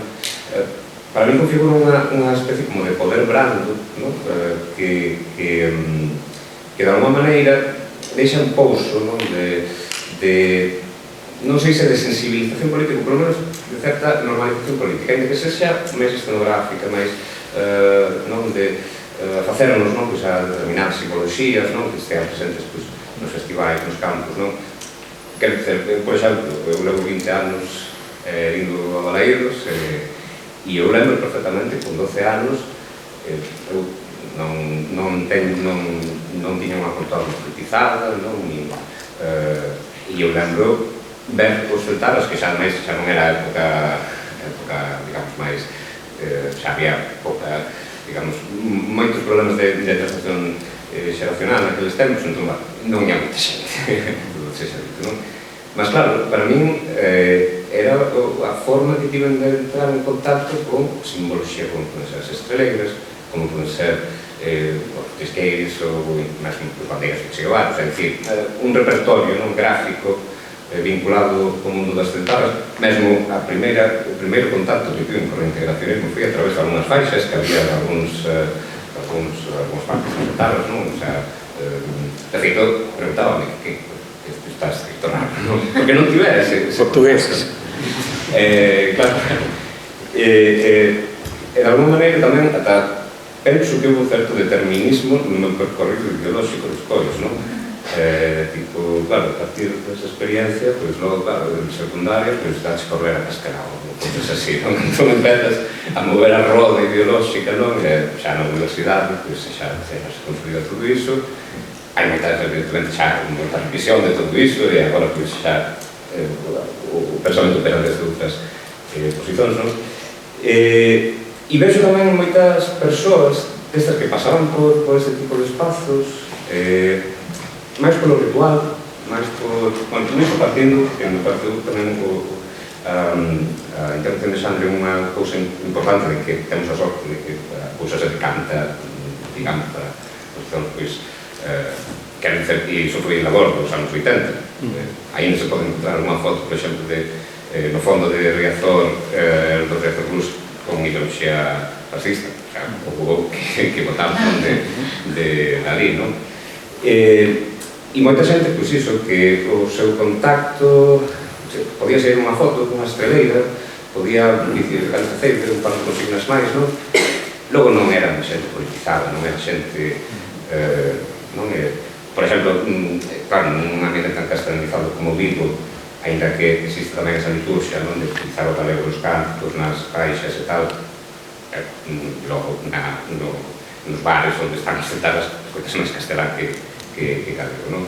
Mas sí que me dá a sensación de que esa xente que, digamos, tiña como ese posicionamento como máis escenográfico, máis de tal interiorismo, queda un pouso, non? E hoxe en día, pois, iso, seguirán falando castelán, non serán persoas moi activas políticamente, mas despois de todas estas experiencias, de alguma maneira, pois acaban votando no que, por exemplo, bueno, pois, esa sensibilidade, non? Que se vai creando ou para, digamos, e esa identificación, non, coa realidade nacional galega, Bueno, iso máis ben, se acreditades nesta idea dun poder blando e tamén das posibilidades que hai hoxe en día, a ver, no Festival de Poesía do Condado, porque ao final xa hai un público moi utilizado, mas incluso noutros festivais, xa con empresas de dubidosa, en fin, onde a xente leva estaleiras, a xente leva símbolos, non? Ou, por exemplo, en Balaídos, que hai esa politización da bancada de animación, esa volta ao fondo que, de alguma maneira, o espazo tamén simbólicamente moi importante, non? Se considerades iso, que existe ese poder brando, e como vedes hoxe en día, tendo en conta que cabe tecido de festivais, ou cabe tecido nos estadios, non? Non sei se te tengo a pregunta. Bueno, dos festivais, que responde a mellor Xián, do outro te podo decir a minha opinión. A ver, eu supoño que moitas persoas pensamos así. Para mí o fascismo, o peligroso e o que nos explota e nos oprime, o que me preocupa de verdade non son os túzaros da extrema dereita que vexo no fútbol, vale? Quer dizer, eu personalmente nunca me confundí, non sei decir, o problema non está aí, vale? Pero sí que é certo que a todos nos gusta ver un escenario, ver unha paisaxe no que esta xente non este. Eu teño máis medo do empresariado explotador, teño máis medo desas forzas de seguridade que están radicalizadas e virando cada extrema dereita, teño máis medo de Vox, de toda esa xente, que de uns tíos que estén pintando aí o indio nun campo de fútbol, non? Pero o que decía, pero a todos nos gusta ver unha paisaxe que sexa máis amable. Eu vino cando Vox surdiu, que se aduñou da paisaxe da cidade de Vigo, entre aspectos, non? E vi que a xente estaba confundida, estaba molesta, non? Decía, joder, estos tíos ahora nos están comendo e tal. Entonces, que vin? Que ao final a xente sí que lle gusta que haxa unhas tropas de choque que barran todo eso, non? Non sei se me explico. A batalla pola paisaxe, a batalla cultural, ao final tamén se dá nese tipo de espazos, non?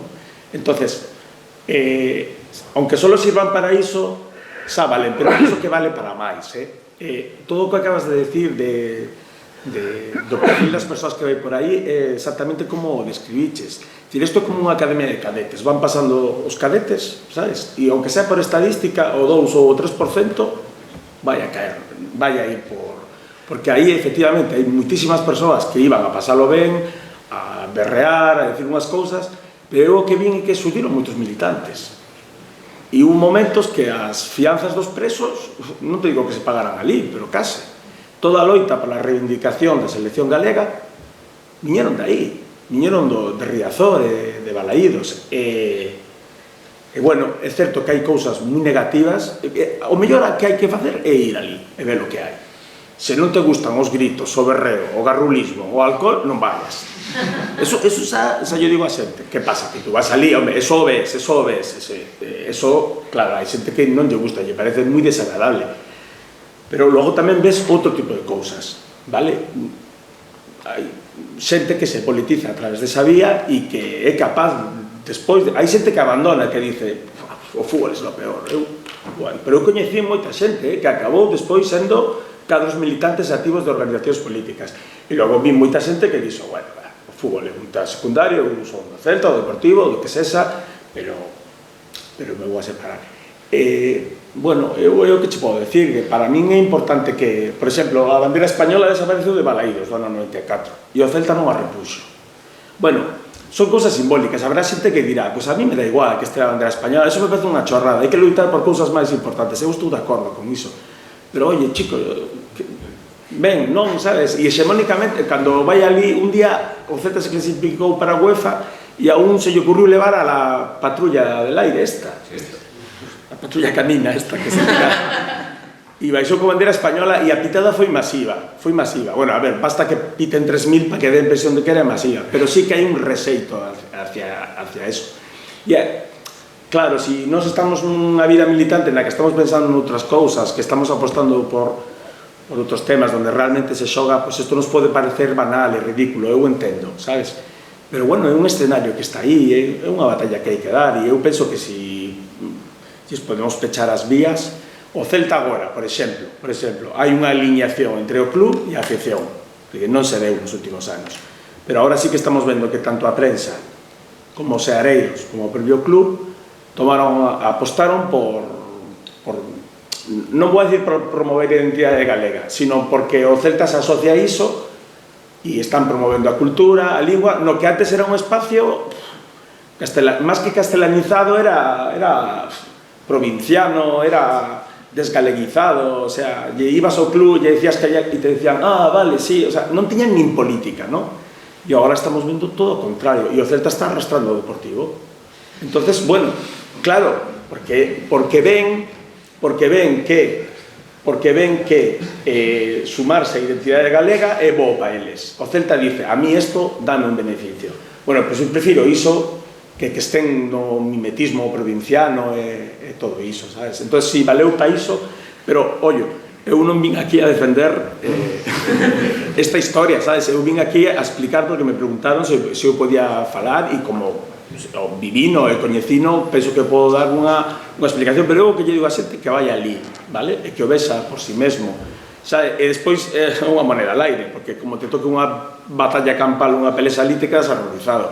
Igual vas e te toca un día que todo é festa, todo é bonito, todo é irmandade, está moi ben, a policía se comporta, e entón te enamoras do fútbol, desa paixón, e se tes unha experiencia negativa, pues te vas horrorizado, non sei. Para eso hai que ser seareiro de fútbol, para entenderlo. Si non damos paso a outra, sí. A última pregunta así cortiña, porque se non vas a...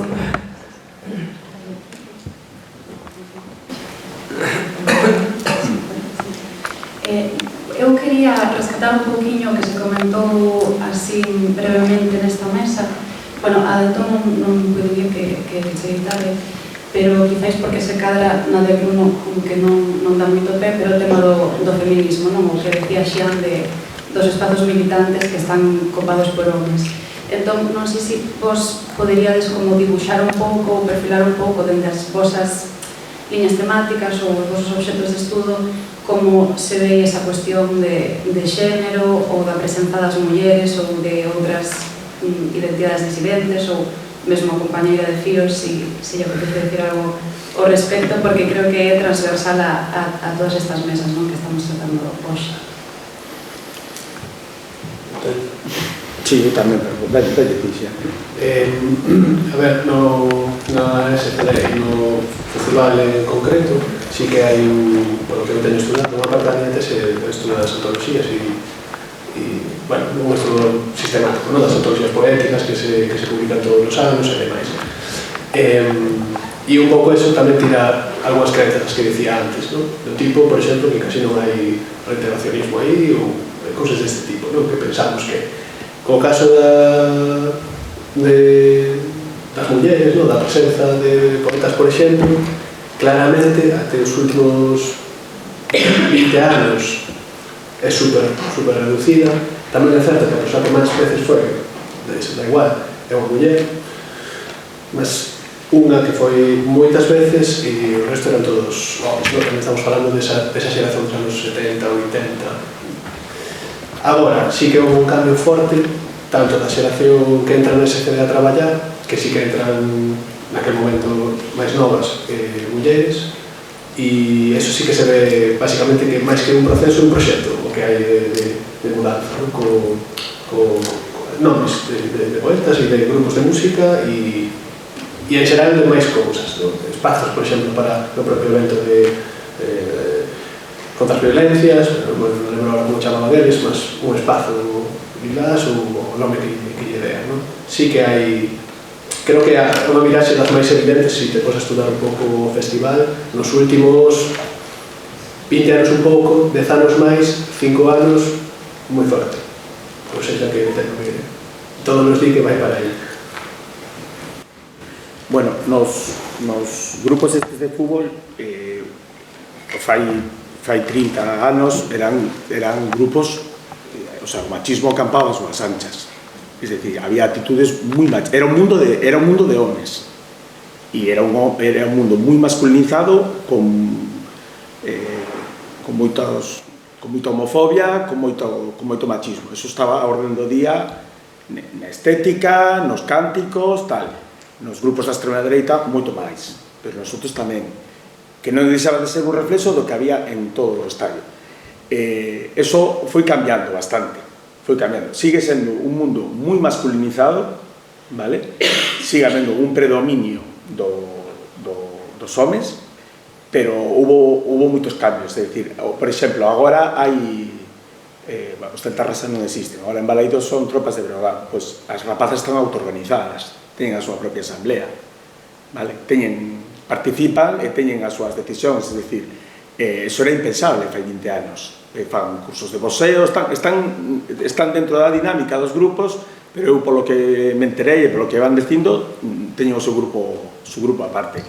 Na bancada de animación do Celta de Vigo, por exemplo, hai un protocolo, pero protocolo dos xeareiros, non do club, que se detectas unha actitud machista ou homófoba ou unha agresión a unha muller, que o denuncies e para fora. É dicir, eso, eu penso que o que foi pasando na sociedade, que hubo crecentes avances, se vai pouco a pouco reflectindo, pero aí hai moito por avanzar, porque ao final as actitudes que hai ali e todo o que acontece todavía sigue sendo pero bastante machismo, bastante. Pero bueno, hai bastantes cambios, o sea, e despois o tema da homofobia sabiu despois e aí todavía hai moito máis que facer, moito máis. Bueno, vou aproveitar o colofón final para responder a un pouco. Primeiro, moitas grazas a Clara Corbello por convidarme e a Xavier Xen, desde logo, por estar aquí e compartir un pouco a súa experiencia. Como colofón final para responderte e para darle un pouco de cerre á sesión, sí, hai un problema claramente da presenza das mulleres, sabémoslo. Tamén precisamente se falamos de espazos de politización culturais, pois máis o vemos, porque son espazos eminentemente vinculados ás comunidades e comunidades sempre contidos machistas, entón é todo unha roda de xexiar, non? Pero sí que é importante precisamente ese tipo de charlas nas que realizamos procesos de politización que non van tan vinculados ás organizacións, onde tamén é evidente o machismo estructural, non provocado, non intencionado, pero que sí hai un achegamento máis forte das identidades masculinas a postos de poder ou postos de influencia. É unha receta, non temos moito tempo, pero podría seguir numerando. Pero sí que é importante replantearnos novas formas de politización, porque a través desas formas tamén existe unha resolución a ese problema da máis presencia femenina, que non é só a nivel activo de acción militante, sino mesmo a nivel académico, non? Casi non hai moitos máis estudos homes facendo estudos sobre politización que mulleres, moita máis xente achegada nese sentido, e moitos máis espazos para estudo para eles que para elas. Entón, replantear ou facer un comité de reflexión sobre novas formas de politización por medios culturais, tamén replantearse como as mulleres entran dentro desa cultura, non? E iso sería todo, espero responder. Gracias.